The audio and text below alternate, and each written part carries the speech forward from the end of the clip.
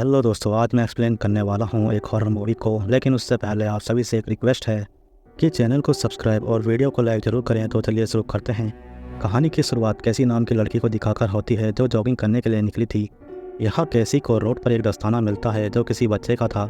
जब वो पलटती है तो वो बच्चा उसके सामने था जो दिखने में डरावना लग रहा था। तभी वो बच्चा एक कुत्ते में बदल जाता है जो जंगल में भाग जाता है। कैसी भी उसके पीछे जाती है जहाँ पर उसे एक मुखौटा मिलता है जो ज़मीन में दबा था। कैसी मिट्टी हटाकर उसे निकालती है जहाँ मिट्टी हटाने पर उसे एक जार मिलता है जिसके अंदर एक बच्चा था।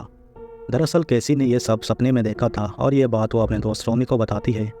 जब वो पड़ोस के बच्चों की बेबी सिटिंग करने के लिए आई थी तभी कैसी को कुछ आवाज़ सुनाई देती है, जिस पर कैसी ऊपर वाले रूम में आती है जहाँ पर वो देखती है कि मैटी अपनी बहन को शीशा दिखा रहा था। जब कैसी उसे ऐसा करने से मना करती है तब मैटी उसके चेहरे पर शीशे को मार देता है और उसे कहता है कि जब भी अब पैदा होने वाला है। फिर उन बच्चों के पेरेंट्स आ जाते हैं, जिसके बाद कैसी घर आके आराम करती है जहां उसके बाथरूम का शीशा अपने आप हिलता है। फिर अगले दिन कैसी ब्रेकफास्ट बनाने के लिए अंडे तोड़ती है जहां उनके अंदर से एक कीड़ा निकलता है, जिसे देखकर कैसी डर जाती है। और जब वो शीशे से बाहर देखती है तो पड़ोस का बच्चा मैटी उसे घूर रहा होता है।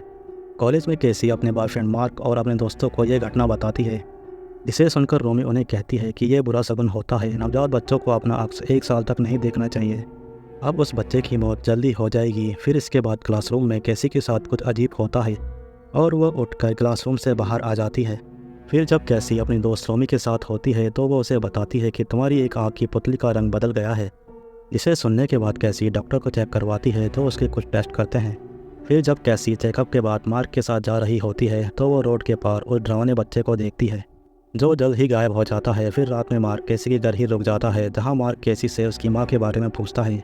तब कैसी उसे बताती है कि जब वो छोटी बच्ची थी तब उसकी माँ को मेंटल हॉस्पिटल में रखा गया था, जहाँ पर वो उनसे आखिरी बार मिली थी क्योंकि उसी रात उसकी माँ ने आत्महत्या कर ली थी। फिर कैसी उठकर बाथरूम में जाती है जहाँ वो शीशा हटाने पर उस डरावने बच्चे को देखती है, जिसे देखकर वो डर जाती है। फिर जब मार्क उसे चेक करता है तो उसे कोई भी दिखाई नहीं देता, जिसके बाद कैसी उस शीशे को निकाल के रख लेती है। फिर जब वो जॉगिंग पर जा रही होती है तब वो मैटी के घर के बाहर भीड़ देखती है जहाँ उसे एक औरत बताती है कि इस घर में रहने वाली छोटी बच्ची की मौत हो गई। वहीं डॉक्टर भी कैसी से पूछता है कि क्या तुम्हारा कोई जुड़वा भी है, क्योंकि उसके खून की कुछ मात्रा तुम्हारे अंदर है, जिसके कारण तुम्हारी पतली का कलर बदल गया है। कैसी ये सुनने के बाद थोड़ा हैरान थी क्योंकि उसका कोई जुड़वा भाई नहीं था। फिर जब कैसी अपने पिता से ये सवाल पूछती है तब उसके पिता उसे बताते हैं कि तुम्हारा जुड़वा भाई था जो गर्भ में ही मर गया था क्योंकि तुम्हारी नाल उसके गले में फंस गई थी। हमने उस बच्चे का नाम जंपी रखा था। और यह नाम सुनते ही कैसी परेशान हो जाती है क्योंकि उसने ये नाम मैटी से सुना था। इसलिए कैसी अपनी माँ की पुरानी चीज़ें देखती है जिससे उसे जंपी के बारे में पता चले। यहाँ कैसी के हाथ एक पेपर कटिंग और एक फ़ोटो लगती है जिसमें उसकी माँ के सामने वही डरावना बच्चा खड़ा था। फिर इसके बाद कैसी रोमी के साथ उस पेपर कटिंग वाली महिला से मिलने जाती है जिसका नाम सोफ़ी था। सोफ़ी कैसी से कहती है कि तुम जुड़वा हो लेकिन अब तुम्हारा भाई जिंदा नहीं है, जिसे सुनकर कैसी हैरान होती है। फिर वो कटिंग और फोटो सोफ़ी को दिखाती है, जिसे देखने के बाद सोफ़ी डर जाती है और वो कैसी को वहाँ से भगा देती है। अब कैसी को लगने लगा था कि सोफ़ी उनसे कुछ छुपा रही है। इसके बाद कैसी अपनी माँ की वीडियो फुटेज देखती है जिसमें वो हॉस्पिटल दिखाया जाता है जहाँ उसकी माँ ने आत्महत्या की थी। कैसी को परेशान देखकर मार्क उसे अपने साथ क्लब ले जाता है जहाँ वो टेंशन फ्री हो सके, लेकिन यहाँ भी उसे डरावने बच्चे का भूत दिखाई देता है। फिर जब वो बाथरूम में आती है तो उसके साथ कुछ अजीब होता है। उसे वहाँ कीड़े मकोड़े दिखाई देते हैं और साथ ही वो अपनी माँ को भी वहाँ देखती है, जिसके थोड़ी देर बाद उसके दोस्त वहाँ आ जाते हैं। फिर रात में कैसी एक डरावना सपना देखती है जिसमें वो डरावना बच्चा उसका पेट फाड़ रहा होता है। फिर इसके बाद सोफ़ी कैसी को फ़ोन करके तुरंत आने को कहती है क्योंकि वो उसकी माँ के बारे में कुछ बताने वाली थी। फिर जब कैसी सोफ़ी से मिलती है तो उसे यहाँ पता चलता है कि सोफ़ी उसकी नानी थी और फोटो में जो बच्चा दिखाई दे रहा था वो सोफ़ी का भाई था। जब वो दोनों नाजी कैंप में थे तब एक पागल डॉक्टर ने उन दोनों पर खतरनाक एक्सपेरिमेंट किए थे, जिसके कारण उसके भाई की मौत हो गई। फिर उसका भाई 2 दिन बाद वापस लौट आया, लेकिन इस बार उसका भाई नहीं कोई और ही वापस लौटा था। उसके भाई के मरने के बाद एक शैतानी आत्मा ने उसके शरीर पर कब्जा कर लिया था, जिसे हम डिबुक कहते हैं। इसलिए मैंने अपने भाई को मार दिया, जिसके बाद से वो डिबुक वापस आने का रास्ता खोज रहा है और इसके लिए उसे जुड़वा बच्चों की ज़रूरत है। और इसलिए तुम्हारा जुड़वा भाई पैदा होने से पहले ही मारा गया और अब वो तुम्हारे पीछे पड़ा है।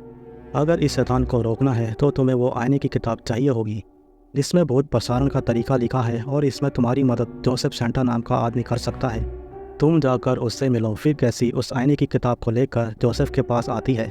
यहाँ कैसी उसे अपनी प्रॉब्लम के बारे में बताती है कि एक शैतान उसके पीछे पड़ा है जिसे डिबुक कहते हैं ये सुनते ही जोसेफ कैसी को कहता है कि ये सब काल्पनिक कहानियाँ होती हैं जिसे सिर्फ बच्चों को डराया जाता है। जोसेफ कैसी की बातों पर विश्वास नहीं करता, लेकिन कैसी फिर भी वो किताब वहीं छोड़ जाती है।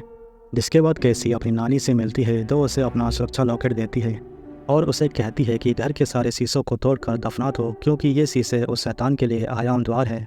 और घर पर छोटी घंटियाँ लगाओ जो तुम्हें उस शैतान के आने का संकेत देगी। फिर इसके बाद रोमी कैसी से मिलने के लिए आती है, जहाँ मेटी उसे रोककर कहता है कि वो नहीं चाहता कि तुम उसकी मदद करो। अगर तुमने उसकी मदद की तो वो तुम्हें मार देगा। फिर रोमी जाकर कैसी से मिलती है, जहाँ कैसी उसे सारा सच बताती है कि कैसे उस शैतानी आत्मा ने उसके भाई को मारा, जिसके गम में उसकी माँ ने सुसाइड किया और अब वो मेरे पीछे पड़ा है। फिर जब रात में कैसी अपने घर से बाहर देखती है तो वो मेटी को बाहर खड़ा पाती है। वहीं सोफ़ी के साथ कुछ गलत होने लगता है, जहाँ सोफ़ी अपने कमरे से बाहर आ जाती है, जहाँ पर वो शैतानी आत्मा उसके पीछे पड़ जाती है और वो सोफ़ी को ढूंढकर मार देती है। फिर अगले दिन कैसी उन्हें मिलने आती है, जहाँ उसे पता चलता है कि उसकी नानी मर चुकी है। इधर जोसेफ उस किताब को पढ़ रहा होता है, जहाँ उसे कुछ डरावनी आवाज़ें सुनाई देती हैं। जोसेफ बाहर देखने आता है, जहाँ पर वो शैतानी आत्मा कुत्ते का रूप लेकर उसे डराने आती है, जिसे देखने के बाद जोसेफ को भी कैसी की बातों पर विश्वास हो गया था कि कोई शैतानी शक्ति उसके पीछे पड़ी है।